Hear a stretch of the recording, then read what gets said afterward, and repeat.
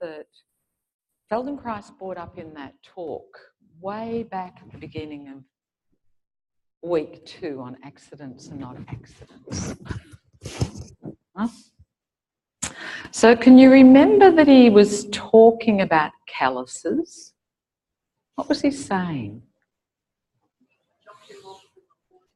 Chop them off and they will always come back. What else? What does that mean? What does he mean? Yeah. So unless you change something in the system, the symptom persists. Huh? So what do you think you're organising to have a callus?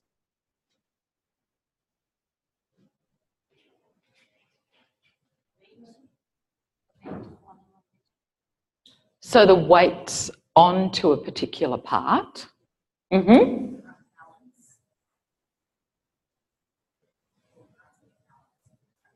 Organising the weight shift over that particular part. Yeah. So if you had a callus, what would you expect, do you think, to see at that point?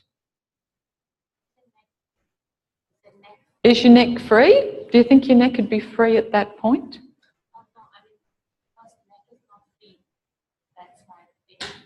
But is it because the neck is not free, or how many of these things all tie in together? It could be a million things. Yeah? So think about where your calluses are on your feet. Where are the bits that you go, yeah, if I wear a pair of shoes and go walking a lot, I'm either likely to get a blister there. Yeah. So do you know where that would be on your feet? Or feel free just to feel the bottom of your feet and just feel, is there a part where the skin just feels a little bit thicker? And really notice at that point, do you have as much mobility there? If you sort of go into that area, how much give does it have compared to maybe an area where you know that you don't get a callus? So do you feel a difference there?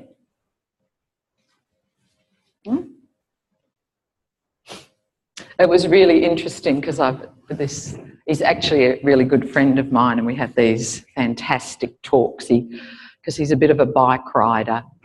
He gives me all these books to read, and which are great, but you know, and he keeps telling me about drugs in the tour and why even bother, because they've been taking them for years and they'll never get rid of them. So, and I really love his point. He says, how do you expect any person to do that ride and not take drugs? But anyway, that's beside the point. He's a wonderful client to work with because he really he's really open to the connection between how he organises himself physically, how he organises himself emotionally, how he stops himself from doing the things that he'd really like to do. So have a stand up and we're going to do something. And he's been recently coming to me because he does a lot of really physical work, renovating houses, and he's had a real disc problem with lots of leg pain. But he has to keep working, so we're working on sort of keeping him going. So see if you can feel the bottom of your feet, and it's probably easier on a little bit firmer surface.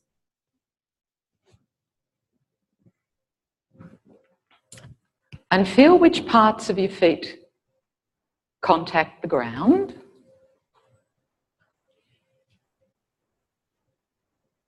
And what's the evenness of pressure on your feet? Do you feel some parts have more pressure on the ground? Some parts feel lighter on the ground? And generally, how much of your foot is on contact with the ground? And it's really nice here because you've got 2 feet, so you can make lots of comparisons. Because no 2 feet are ever the same. ever. Mm.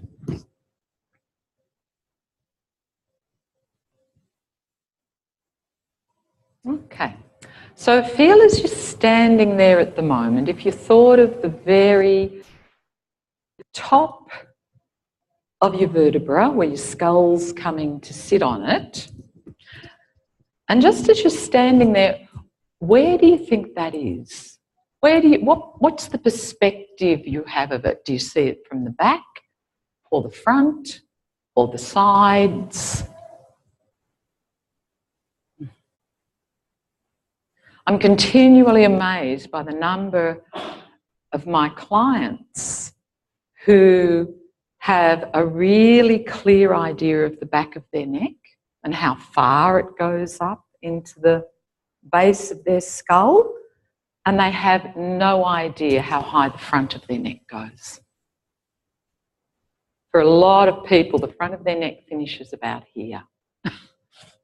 No? And they have no sense that if you look at the skeleton,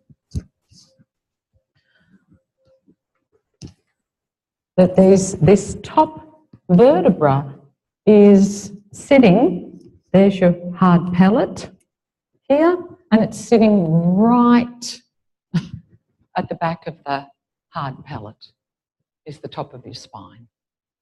So if you follow, your tongue goes back and keeps curling back past the soft pellet, that's the top of your spine.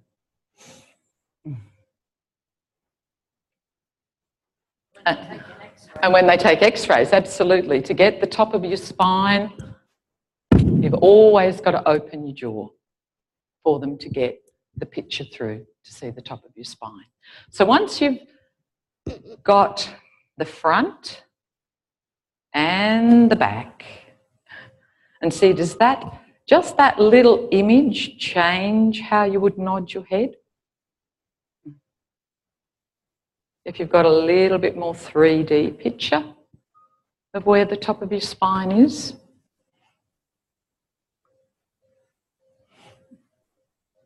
And then, can you fill in where the sides of the top of your spine are? Where are they? You've got the back, you've got the front. No. So Barb's in there, she knows it's somewhere, this axis is somewhere through her ears.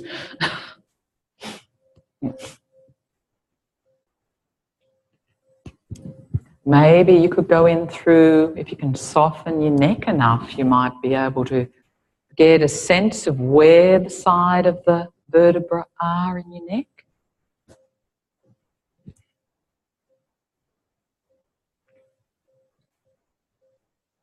And then follow that width up.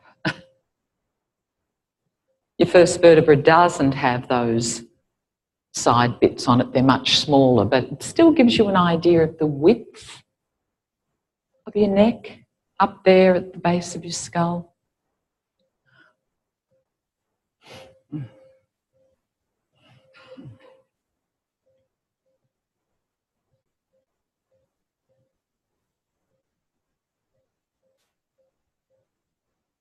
And then if you just gently began to move your skull a little bit and feel, where's the top of my head?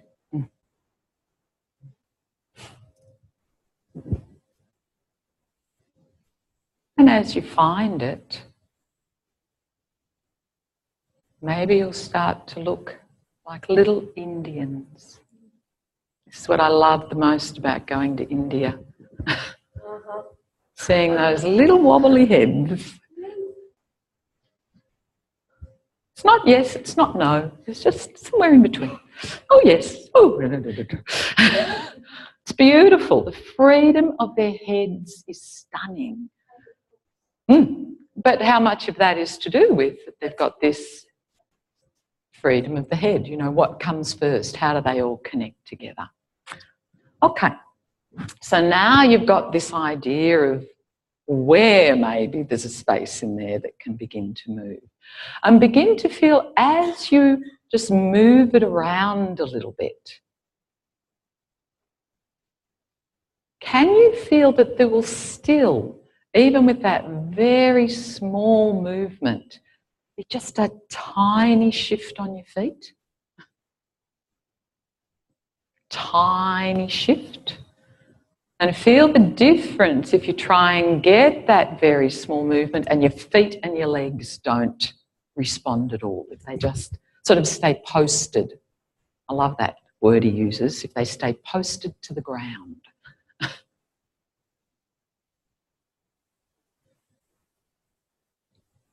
Great. So this is, we're just starting to search for this very soft freedom in our head and neck. That still is absolutely underscored by everything that's underneath. Okay, so now just shift your weight a little bit toward where you know your callus would be on one foot. And feel, does the pressure increase into the ground at that point? Can you feel that all of a sudden it's like if you had a pressure receptor under your foot, it's gone boom. So feel that you're pushing there into the ground. And feel what's happened to your neck. What's happened to that freedom? And see how it's just not as clear? And then just come off your callus again a little bit and feel. So, of course, in ideal organisation, every part of your foot would allow you to still have this incredible freedom of your head and your neck, which my gorgeous Rafa doesn't have anymore.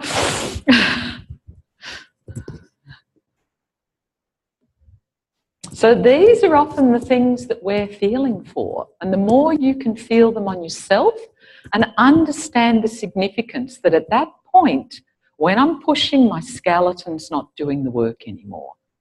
I'm using muscle to either push me up or to push me down, but I'm using more effort than I need.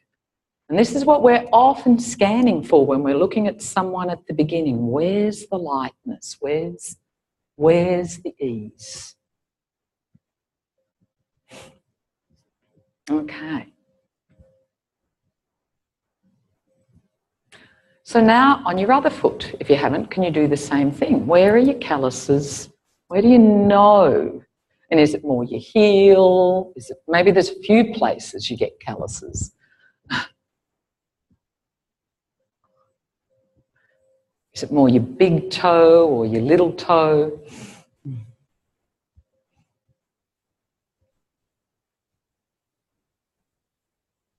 And this is the thing we're after, that when we're trying to make these fine adjustments, we're not going to go to where the person can't organise it, where they're already into their habit of pushing. We're going to go back off a little bit, find where's it easy. Can I generalise this sensation and then gently begin to enter into that part that's not as clear for them.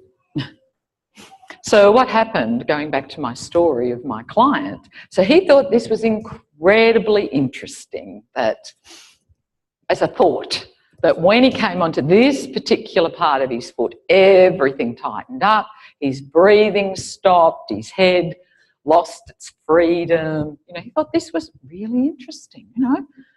Unfortunately, he decided it was so interesting, and I didn't say anything, that he went home and really experimented with this. And he comes back and he said, I have been an emotional wreck since the last session. No? Emotional wreck. He said, my whole life, the kids have been getting yelled at. And no?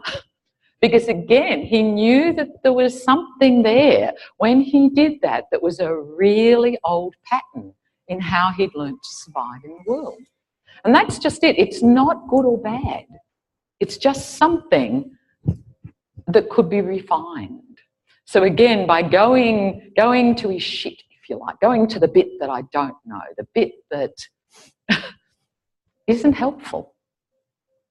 How do we go a little bit towards it, a little bit away, a little bit, bring in more information, get our inclusive attention going, so that we can find in all parts of ourselves that we can get this lightness. So is that a little bit clearer about the calluses? And that's the same, that generalises to anything. So it's exactly the same. Trish, do you want to lie down? We'll just do what the other day. So that little push you do, that little to get the up. And we did this, and again, when Trish was lifting her upper leg, and she had to, now it's beautiful. See how she just shifts her weight? So then stick that hip again, Trish.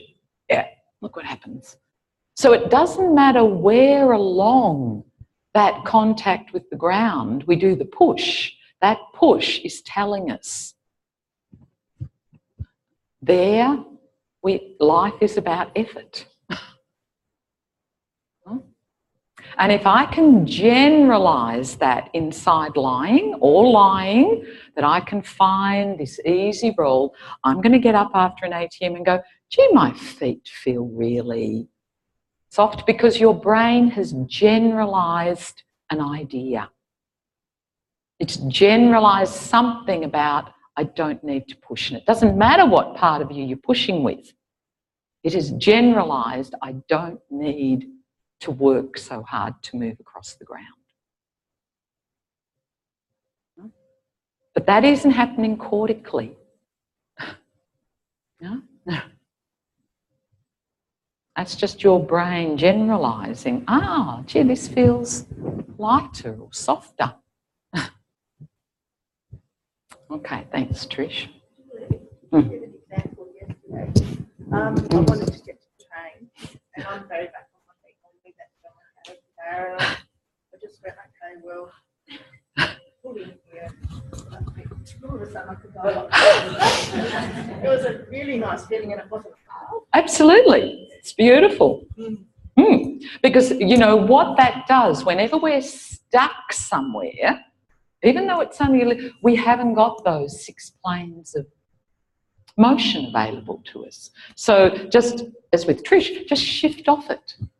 Just shift off it just a little bit, and what opens up? I was, funny enough, the other last night, we talked to my friend who's got a big all of her foot, and she had to give up oral dance. Oral dance is very much top of the feet. There's weight shifts probably difficult. True, but see, you would try and generalise that in another position for her. You're going to try and lighten her everywhere.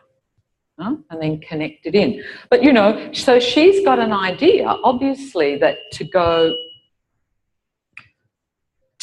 go up, she has to push down. And that's the famous story of Nijinsky that Feldenkrais tells, that Nijinsky, to do his warm-up, did no movement.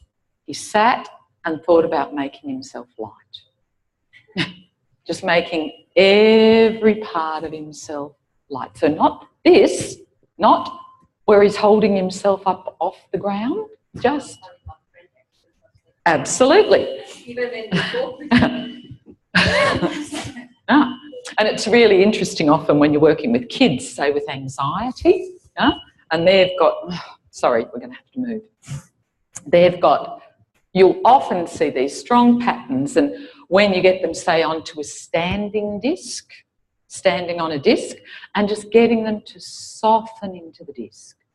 Because anxiety is always about, we might get smaller with anxiety, but we're always lifting ourselves away from the ground. Always. Anxiety never takes us into the ground, it lifts us off the ground.